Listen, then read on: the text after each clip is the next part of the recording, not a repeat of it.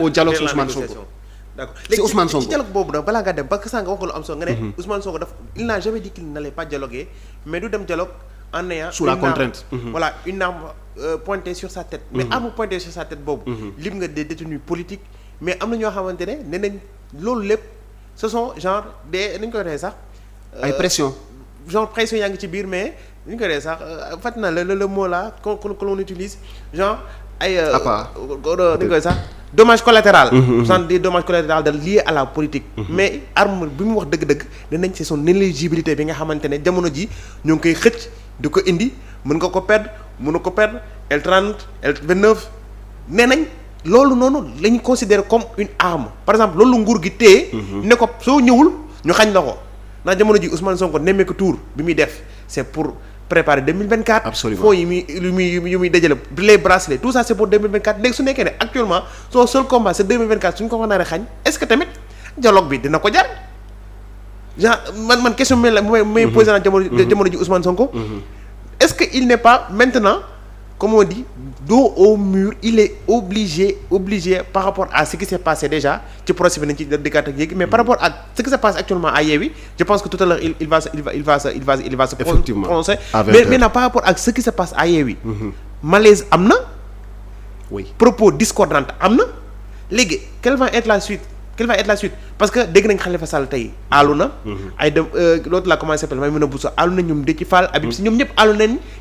l'autre la commencé Malick Gakou ñoom ñëpp aalu nañ nee nañ Yewwi du tas tey Yewwi du tas ëllëg te ku ko nar a tas boo mët yow la ñuy tas discours boobu noonu Ousmane Sonko ko moom wala baax li discours ko moom boobu je pense que discours boobu ñëpp a ko moom muy par exemple bon en tout cas les deux voix discordantes yi nga xamante ne ñoo gën a fës mooy Ousmane Sonko ak Barthélémy Diaz donc quelque part aussi ça peut être un avertissement vis-à-vis de ces gens-là ne leen Yewwi Askan Wi mënu leen ko yàq mën na doon aussi une invitation parce que il faut pas tout prendre comme étant des menaces donc nit mën na wax benn affaire fekk da leen di inviter à la raison forcément ils vont trouver un terrain d'entente mais li ma gis mooy Barthélémy Diaz il est dans son rôle de protéger son absolument il est dans son rôle au-delà de protéger son mentor Barthélémy Diaz il protège Khalifa Sall on peut être d'accord mais il se protège lui-même parce que n'oubliez pas il y a le procès de Ndiaga Diouf moom ko ne on rëcc yaakaar il a dit hier publiquement une chose très flagrante nee na dans tous les cas je ferai l'objet d'une condamnation et que je vais perdre mon mandat de député mais anticiper na loolu mais il peut perdre plus que ça il peut perdre peut-être plus que ça parce que peut-être Barthélémy Diaz li mu teg ci table bi ba natt ba xam ne moom su deful li gars yi bëgg peut-être dinañ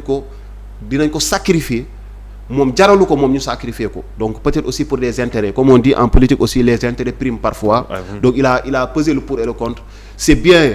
moo ko doomu ndeyam Ousmane Sonko comme il a l'habitude de le dire ñu ànd neex na mais à un moment donné aussi bon xam naa peut-être dafa calculer intérêt ne man samay intérêt aussi c'est d'être le maire de Dakar ginnaaw bi ma doonee maire de Dakar ni ko président waxee ma continuer di doxal en ayant les moyens parce que tey benn affaire am na mairie de Dakar on est sûr d'une chose tey su pouvoir bi nanguwul nga doxal doo doxal. day metti trop. doo doxal mënoo doxal. jëm mais soo xoolee Barthélémy Diaz c'est très clair mais est-ce que moom tamit c'est très clair duñ ko wax sax rapport de force boobu loolu la def gars yi xaw nañ ko mettre des bâtons dans les roues. mais tamit il a su résister ba tey. oui président gis ne moo ngi doxal. oui mais résistance bi sama waa ji. ba kañ bon tamit il a su résister. d'accord mais pas parce que Barthélémy Diaz il a eu des problèmes de budget ici. ah oui Barthélémy Diaz il a eu des problèmes pour recruter. quand même gis nañ fi. contrat ñu bloqué ay contrat ñu bloqué ay ñoom Guy Marius Sagna ñu bloqué il y a pas mal de choses yoo xamante ni aujourd'hui on les a bloquées au niveau de la mairie de Dakar et c'est l'État du Sénégal qui joue pas le jeu. donc bëgg na doxal bëgg na aussi parce que c'est un politicien bëgg na mu doxal ba nga xamante ni suba il aura un bilan parce que bëggul jaar aussi mairie de Dakar comme ça. à la fin de son mandat organisateur forum la woon. waaw à la fin de son mandat ñu ne mais Barthélémy qu'est-ce qu'il a fait on dira qu'il a organisé le forum de Dolo bon c'est pas ça son souhait c'est de faire plus que ça parce que politicien lu mu metti tu as besoin d'un bilan boobu foog nga defaan ko ne les Dakar waa yéen a ma fal bi ngeen ma falee def naa lii mais au finish si peut-être au soir de son mandat ñu xool ñu gis ne dafa fi dara mënul jël yëpp ne c'est l'État qui m'a empêché même si dinañu xam ne état moo ko def. mën na nekk état bi comme genre voilà beneen état mais mën na metti si moom. donc loolu yëpp il se préserve il cherche à défendre ses intérêts pour mën a dem élection pour mën a def leneen pour aussi bon s'il parvient à perdre son mandat de député qu'il perde pas son mandat de maire. peut-être que ci côté boobu noonu dafa mel ni hier tamit il a parlé avec assurance que ne balaa muy dem fenn il était sûr que ne même su amee condamnation au niveau de la Cour suprême il n'allait pas perdre son mandat le mandat de maire. donc moo tax moom dafa mel ni il préfère sacrifier même l'Assemblée nationale que parce que dañu ne comme ni mu waxee contrat bu 5 ans ak contrat bu ñaari at. c'est pas la même chose. c'est pas la même chose. et puis là le calcul est vite fait. mais au-delà de ça être le maire de la capitale quand même. c'est pas donné à n'importe qui et c'est un poste de responsabilité donc bu ñu la nee le maire c'est le premier magistrat de la ville yow tey. Toutes les cérémonies officielles qui se dérouleront normalement au Sénégal, à Dakar, mais le maire de Dakar, il a toujours son siège aménagé quelque part pour nous assister. Au moins, il va jouer, à défaut de jouer rôle bu si gën a mag, il sera toujours associé. Donc yooyu yëpp tamit da lay permettre politiquement nga exister. ñu lay gis ngay wax di génn di organiser. di financer parce que récemment il a eu des financements qu'il a eu à faire, il a doté des jeunes. De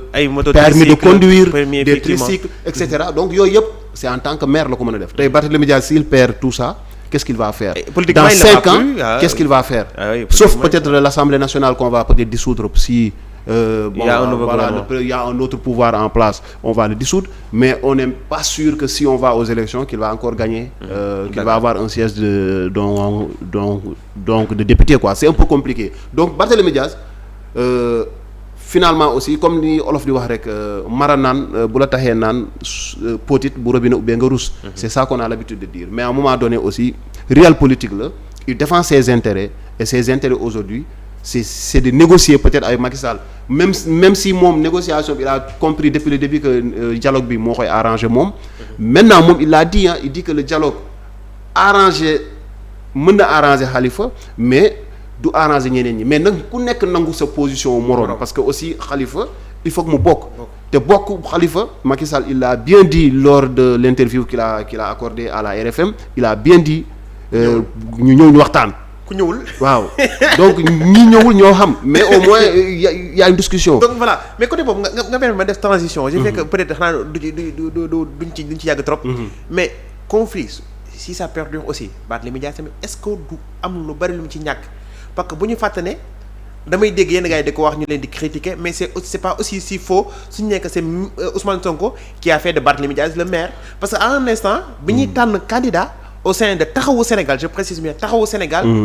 Khalifa Sall avait un problème de choix soit c'était Soham El Wardini ou Barthélémy Dias ne pouvant pas choisir l'un aux dépens de l'autre dafa taxaw di seetaan te bañ egg conférence des leaders loolu moom journaliste yëpp ko xam bañ egg conférence des leaders s'entend Barthélémy Dias l'autre là Ousmane Sonko s'entend que ne Barthélémy Dias jamono ji moom moo gën a pare te moom moo ko mën a xeexal parce que ñoom ñaar ñoo nduroo xadaar ñoo nduroo position moo ko mën a xeexal il a frappé sur la table ñu ne amul ñun conférence des leaders ñun ñi nga xam ñoo fi nekk ñun ñoo choisir Barthélémy Dias donc wax ja ñu aussi foofu noonu ñu éviter Khalifa Sall un gros problème est-ce que du loolu tamit loolu la Barthélémy Dias taxaw xaar ne instant yi comme que Ousmane Sonko defal na ma loolu est-ce que man tamit du ma ko jéem a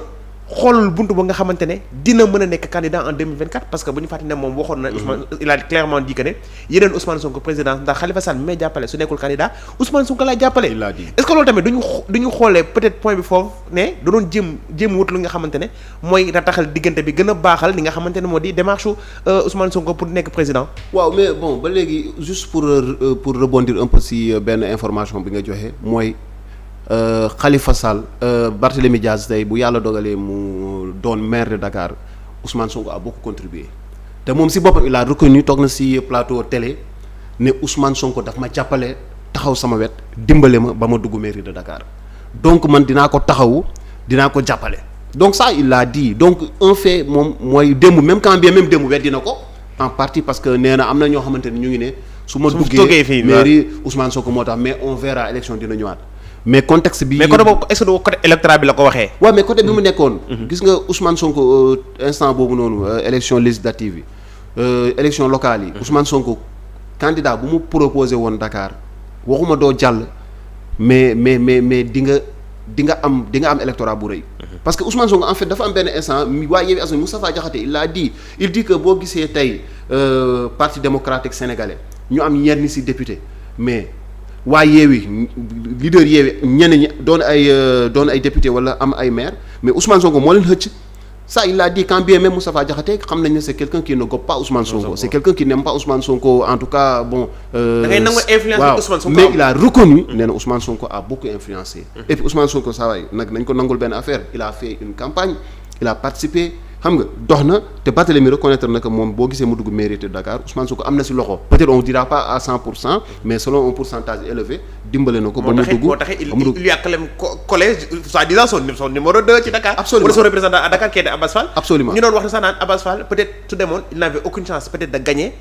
mais si tu prends une figure comme Barthélémy Dias bi nga xamante ne pour dire vrai il n'a plus rien à prouver. nekkoon na conseiller municipal dirigé na Mermoz Sacré-Cœur pendant combien de temps donc mën nañu wax ne par rapport au profil. Il était l'homme idéal qu'il fallait à Sonko. Absolument. Peut-être pour avoir Dakar. Absolument. Donc loolu gars yi tamit est-ce que foofu tamit gars yi dañu jéem a négocier xool ñoom ñaar nu ñuy àndee ndax ñoom ñaar. ils ont peut-être un avenir ensemble. waaw non ils ont un avenir ensemble mais est-ce qu'il est possible de faire machine arrière c'est ça le problème aujourd'hui. Parce que dafa am yenn wax yoo xamante ni bu génnee rek. Bon on dira qu'en politique seules les montagnes ne se rencontrent pas. Tout est possible en politique Ousmane Sonko yàlla dogal na par la force des choses. Selon des circonstances particulières Ousmane Sonko tey ak Mimi Touré mujj nañu doon mburoog sow loolu moom mujj nañu doon mburoog sow loolu moom donc man loolu dañ koy gàddu waaw moo tax en ce moment quand même en politique man dama ragal quoi en fait je me dis analyser même politique Sénégal instant bi c'est très dangereux. C'est très dangereux de ndax da ngay wax benn affaire yaakaar ne loolu la suba on se rend compte que c'est pas ça. Parce que les politiciens ñoom comme je t'ai dit encore une fois ils ne sont mus que par leurs intérêts. Seen intérêt mooy tax ñuy xëy suba ba ngoon. Mais aussi juste pour revenir par rapport à Barthélémy Dias Ousmane Sonko la preuve sur les réseaux sociaux Barthélémy Dias est en train de perdre. N'est-ce pas mal d'abonnés donc il est passé de 320 000 à 287 donc ce matin nombre 287 000 abonnés mi yaa ngi gën a wàcc donc forcément y a les effets y a les conséquences. Les effets Sonko loolu moom ñëpp xam nañ ko. effet Sonko dafa graaw parce que c'est quelqu'un boo xamante il est très suivi les gens sont passionnés. Parce que Sonko aussi c'est un projet Sonko il a amené un discours xam nga par exemple nous qui sommes nés dans les années 80 autres xam nga ñun on a trouvé ici Abdou Diouf on connaissait rien Abdou Diouf en 2000 on en a eu marre quand même on a dit ça suffit Abdou Diouf nous on ne connaît que toi on sait pas s'il existe autre chose baal ñu ñam leneen ñu ñam Ablaye Wade ñëw yàlla dogal Ablaye doxal 12 ans ñu ñëw ñam Macky Sall par la force des choses donc Macky Sall toog mais discours Macky Sall en fait il aurait pu quand même être un grand président. Le meilleur même il aurait pu être un grand président quand même si je dis pas c'est un petit président parce que à côté aussi il a ses défauts. Parfois il y a eu des compromis là où on n'attendait pas du tout parce que Macky Sall moo ñu jaay la rupture. Tous les Sénégalais étaient pour la rupture en 2012 c'est-à-dire façon doxalin bu bees la ñu bëgg lañ doon doxalee avant dañ koy bàyyi li nga xamante ni tubaab bi ñooñu ko indiloon di ñu ko forcer suñu dirigeants yi yenn yi ñu nekk ci système bi du ñu pousse di ñu defloo yenn yi loolu moo jeex léegi l'Afrique va retrouver sa souveraineté l'Afrique va aller de l'avant l'Afrique va se construire n'est-ce pas par ses fils et non par une main une main tendue à l'étranger nga xamante ne ñoom ñoo indi seeni moyens di ñu forcer di ñu jox seeni programme di ñu defloo seen affaire